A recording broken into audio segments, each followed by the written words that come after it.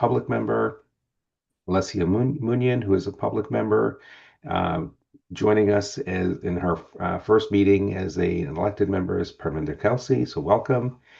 We've got Mark Priddle, who is a public member, Kevin Cloutier, a professional member, Greg Chitlian, who is a newly appointed public member, John Battaglia, who's also starting as an elected member, but not unfamiliar to us as a professional member, Paula Mola, who is a professional member, Johanna Whalen, who is also a professional member and newly elected, so welcome. Staff support, we've got Amy Stein, Deputy Registrar, myself as the Registrar, and we've got Carolyn Robertson and Emma Brooks supporting us for assistance on the staff team. So welcome, everybody. I'll just take a moment to do our meeting land acknowledgement. So although this meeting is taking place virtually, we would like to acknowledge that the College of Opticians of Ontario operates on the traditional lands of many nations, including the Mississaugas of the Credit, the Anishinaabe, the Chippewa, the Haudenosaunee, and the Wendat people. The College acknowledges and respects that these lands are now home to many diverse First Nations, Inuit, and Métis people who continue to experience the impact of colonization. The College also acknowledges that Toronto is covered by Treaty 13, signed with the Mississaugas of the Credit, and the Williams Treaty, signed with multiple Mississaugas and Chippewa bands. With the utmost respect and humility, we at the College are grateful to live and work on these lands, are committed to educating ourselves in areas of cultural safety and humility in the delivery of equitable healthcare in Ontario. So with that, welcome everybody. Quick note to those who are registrants that may be watching us, whether in live right now or later at some point, that this can be counted as self-directed continuing education hours. So I will just set a little bit of context here. At the December meeting, following the resignation of one of our board members, there were only 6 professional members on the board of directors at the time, which fell below the minimum number of professional members required by the Opticianry Act. So this means that at this meeting, at that meeting in December, the board couldn't act as it was no longer constituted. All the decisions that were made in December will need to be ratified today. So the purpose of this meeting is not to really reopen any discussions on the decision, but mainly to ratify the decisions made in December. So the board regained its authority as of January 1st with 3 newly elected board members beginning their terms. The new board members are John Battaglia, Parminder Kelsey, and Johanna Whalen. Most board members have probably worked with John and Pam on committees when they were appointed members, and Johanna is new to the board. But hopefully you've had the opportunity to meet her in person at the December meeting just a couple of weeks back. So with that, a warm welcome to our 3 new members. And let's move on to the conflict of interest declaration. So Amy, I'm actually going to move over to you to take on that part. Sure. So our agenda today is short in and of itself because it's, to ratify the matters from the previous meeting. But just in terms of whether there are any conflicts of interest on the agenda, I would ask that you think about and extend that to whether you had any conflicts of interest on the matters that were voted on in December and to declare any conflicts accordingly. So I'll put that out there now to the board if there are any conflicts of interest to declare. Amy? Yes. I had to declare a conflict while doing the appointed member portion, the in camera and such. I can't remember whether I was allowed to vote on that appointed member conversation or not. So you didn't participate in the conversation, Derek, but I believe that you supported the board's motion to appoint those that were selected in camera. Okay.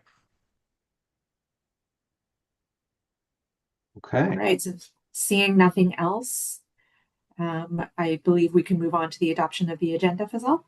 Yeah. So basically, we're at the stage now just to adopt the agenda. So the board, we're looking to you, seeing the agenda, if you're comfortable making a motion to approve it.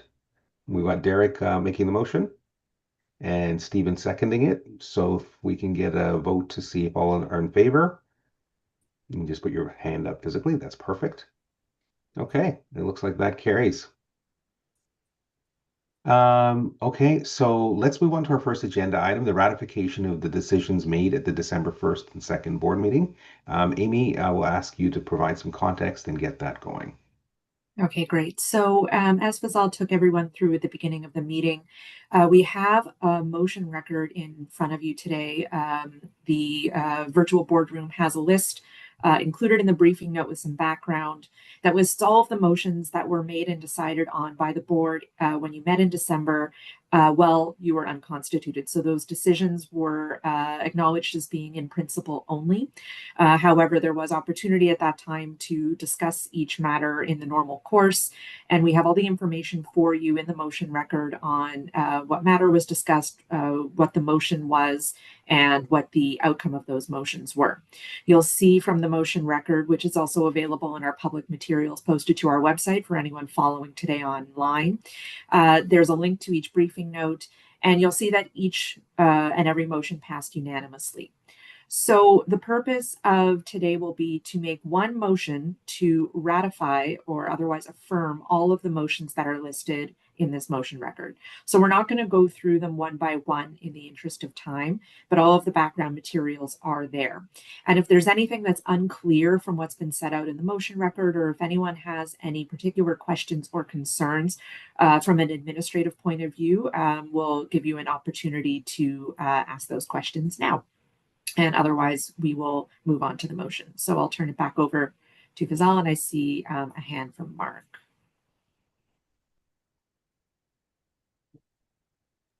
Sorry, just unmuting myself. I don't know why I didn't notice this before, but in the September 22nd, 2025 minutes, it says I'm a board professional member. Welcome aboard. So We'll get that corrected. that's a bit disingenuous. I'm suddenly an optician, not a geoscientist. Yeah, we'll catch absolutely make that correction. Yes. Okay. Thanks, Mark. And then we've got Omar with his hand up. Yeah.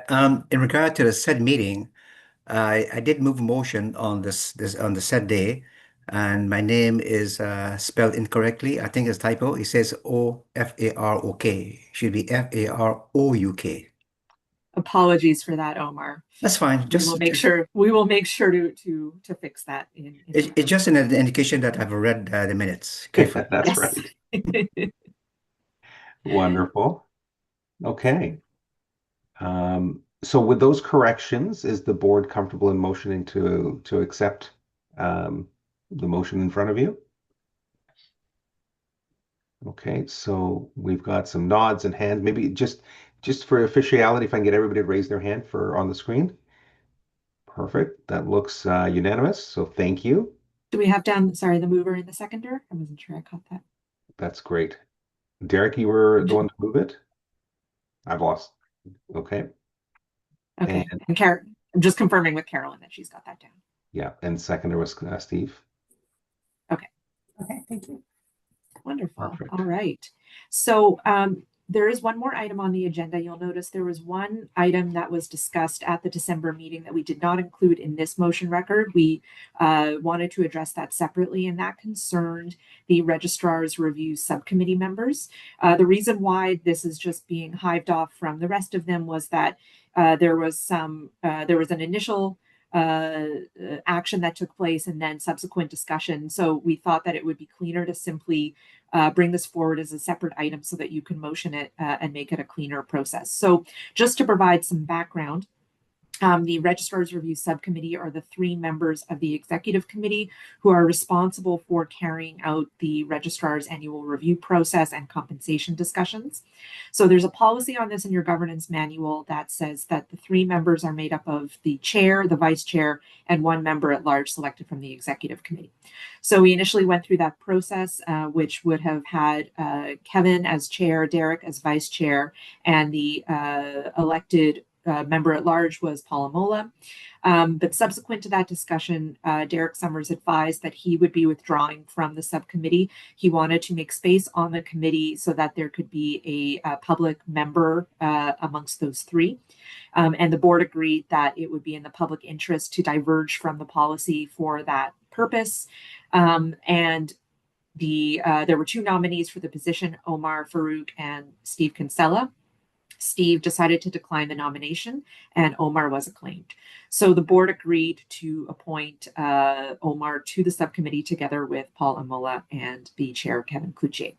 So in front of you is a motion to make that official. So essentially a motion to confirm the decision made at the December meeting to select Kevin Cloutier, Omar Farouk, and Paul Amola as the members of the Registrar's Performance Evaluation and Compensation Subcommittee. So I'll ask if someone can please make that motion. So Mark's hand first and a seconder. Got Carlo. And all in favor?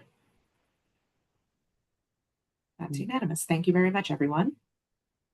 Okay, so essentially that concludes the business for today. I'm going to turn it over to Amy to get the motion on the table for adjourning the meeting, and then we'll ask you to just hang on till we end the live streaming to take care of a bit of admin. So Amy, So yes, can I please have someone make a motion to adjourn? So Kevin, and a seconder is Paul. And all in favor? Thank you, everybody. That concludes our meeting today. Wonderful. So Emma will get you to stop the